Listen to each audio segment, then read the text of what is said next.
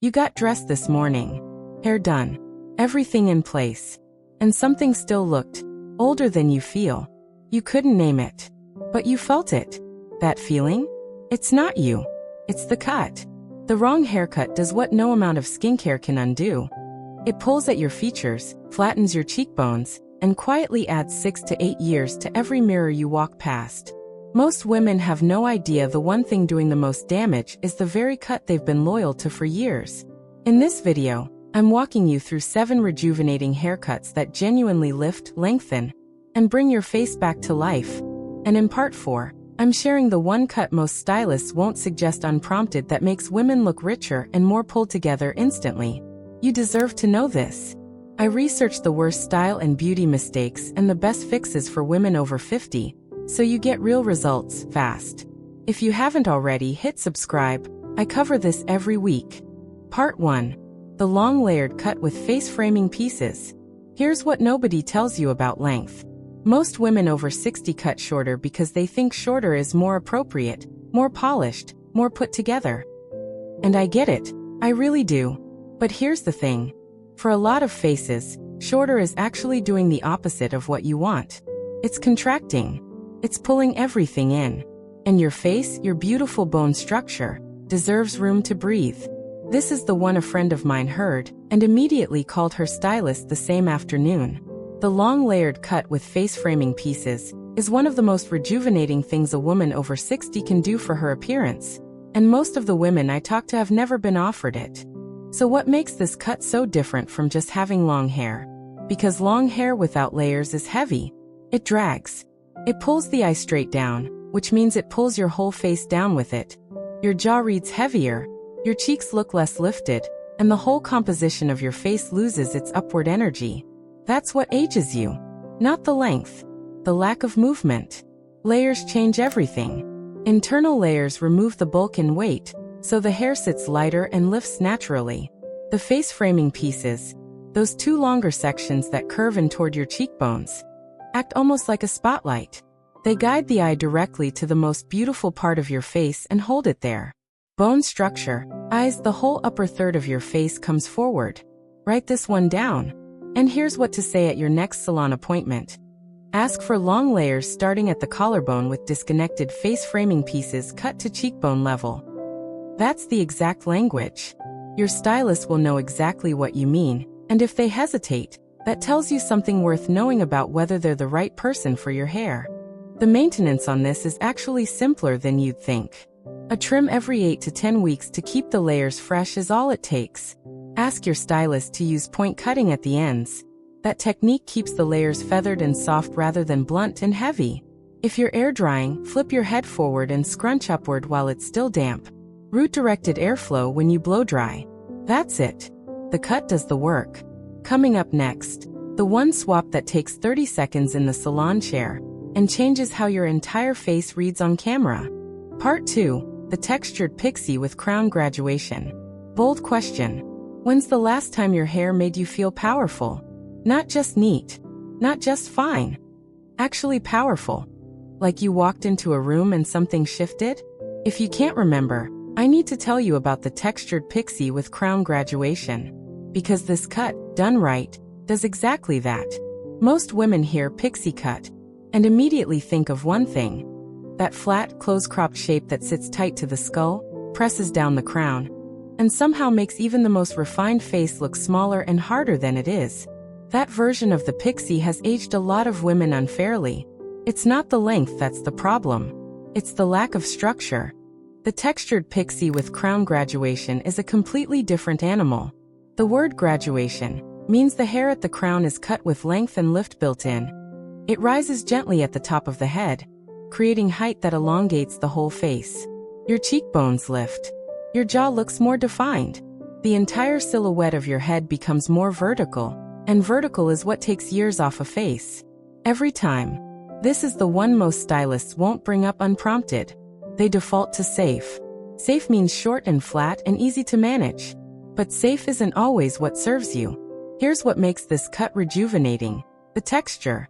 Ask specifically for point cutting and razor feathering through the sides and back to remove bulk without removing length. What you're left with is something light, dimensional, and alive. Not a helmet, not a cap, not that dated close shave look. Real texture that catches light and moves. Yes, that powerful. The aging problem with a flat pixie is compression. Everything is pressed down and tight, which shortens the face and makes strong features look harder. The textured pixie with crown graduation does the reverse. It lifts everything upward. And for your bone structure, those beautiful angles you carry, that lift is like turning on a light. The upkeep on this is every 6 weeks, which sounds frequent, but the shape is everything with this cut, and you want it maintained. Ask for a textured pixie with crown graduation, point cut through the sides, and razor feathered at the nape. That's the phrase. Take it in. Read it from your phone if you need to. Your stylist will either light up, or they won't. Either way you'll know. There's one thing about the next haircut that nobody in this space talks about. That's next. Part 3. The soft bob with internal layers and nape graduation. I watched a woman in a salon chair last week. Stunning bone structure, the kind of posture that commands a room. And she kept asking the stylist to just clean it up a little. She'd had the same blunt jaw-length bob for 11 years. She didn't know she was asking for the thing that was quietly working against her. She just knew something wasn't quite right. It never quite was. That blunt bob. You probably know the one. It was everywhere for years, still is. And it does something very specific to the face that most women don't realize until they've been wearing it for a decade. Here's the thing about a blunt jaw-length bob. The straight horizontal line sits right at the widest point of most women's lower faces. And a horizontal line at the jaw draws the eye outward. It widens. It also creates a visual stopping point right where you least want one, because everything above it, your eyes, your cheekbones, that beautiful upper third, gets compressed into the top half of a too short frame. The result is a face that reads heavier and shorter than it actually is. That's what was aging that woman. Not her features. Her line. This one is everything. The soft bob with internal layers and nape graduation fixes every single one of those problems. The length drops to just below the collarbone, far enough that the jawline is freed from that horizontal anchor. Internal layers are cut throughout the body of the hair, removing weight without removing length, so the hair moves and breathes instead of sitting flat. And the nape graduation, that gentle tapering at the back of the neck, creates a clean, refined finish that reads elegantly on camera and in photographs in a way that flat blunt ends simply can't. What you're telling your stylist: I want a soft bob just below the collarbone, with internal layers for movement, and nape graduation at the back. If they suggest keeping it at the jaw for a cleaner look, push back gently. The jaw is where the problem starts. Below it is where the solution lives. Honestly, the nape graduation is what separates a good bob from a genuinely elegant one. It's almost invisible when done well. You don't notice it, you just notice that the person looks more refined and put together. That detail alone is what most women have never been offered. Maintenance is simple. Trim every 8 weeks, ask for point cutting through the ends to keep it soft, and use a light volumizing mist at the roots before blow drying with root-directed airflow. Don't overstyle it. This cut is meant to move. What I'm covering in the next part, most women find it even harder to hear. But it's the one that matters most. Part 4. The curtain bang with collarbone length layers. There's a reason this is the part most women message me about. It's the most subtle. It's also the most powerful. And almost no stylist proactively offers it to women over 60, which is one of the most frustrating things I've come across in researching this. Curtain bangs. Stay with me, because I know what you're picturing, and I promise you, it's not that. A lot of women over 60 stopped wearing bangs years ago. Maybe a bad experience. Maybe someone told them bangs weren't appropriate anymore. Maybe they just felt like they belonged to a younger version of themselves. And that instinct, it's costing them more than they know. Here's what's actually happening when the forehead is fully exposed without any framing. The eye reads the face as a single open plane. There's nothing to guide attention, nothing to create visual interest in the upper third, and nothing to soften the horizontal of the brow. The face reads flat, and flat reads older. Not because of lines or texture, but because of structure. A bare forehead with no framing element is a missed opportunity, every single time.